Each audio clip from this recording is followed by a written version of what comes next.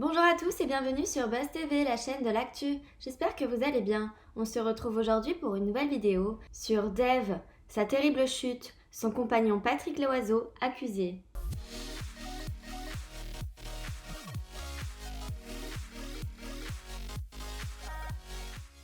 C'était la panique du côté de chez Dev. À la fin du mois de janvier dernier, le chanteur de 77 ans avait fait une sacrée frayeur à ses fans.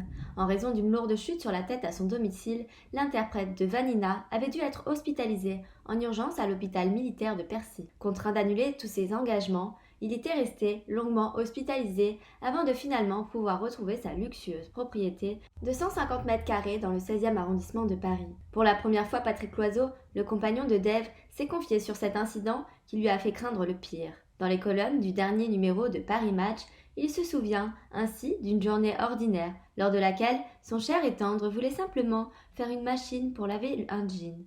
Mais c'est en se dirigeant vers le premier étage, les bras chargés de linge, que le drame se serait produit.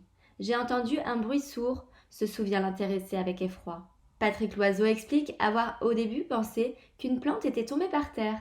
Je suis quand même allé dans le salon, il était là, étendu au sol, inerte. J'ai cru qu'il était mort, explique le peintre photographe. Dev, lui, n'a aucun souvenir de ce qu'il s'est passé. Ayant perdu connaissance, il se souvient seulement de s'être réveillé à l'hôpital de Percy, dont il ignorait l'existence. Mais pour son cher et tendre, cette scène a été le début d'un long cauchemar. J'ai d'abord appelé un ami, il a prévenu les gardiens qui ont contacté le SAMU. Les pompiers sont arrivés en 15 minutes. J'avais réussi à tirer Dev vers le tapis et à lui mettre un coussin sous la tête. En entendant le chanteur émettre des grognements, Patrick Loiseau aurait compris à son grand soulagement qu'il n'était pas décédé. Mais Dev est tout de même un miraculé. Au cours de son transfert à l'hôpital, il aurait été en effet victime de 2 crises d'épilepsie avant de tomber dans le coma. Depuis, son état s'était heureusement amélioré, même s'il garde de nombreuses séquelles. En plus d'une minerve qu'il doit porter en permanence, l'interprète du côté de chez Swan confie avoir perdu le goût et être victime de nombreuses pertes de mémoire. Des défaillances qui pourraient encore durer quelque temps, raison pour laquelle il a interdiction de conduire pendant 6 mois.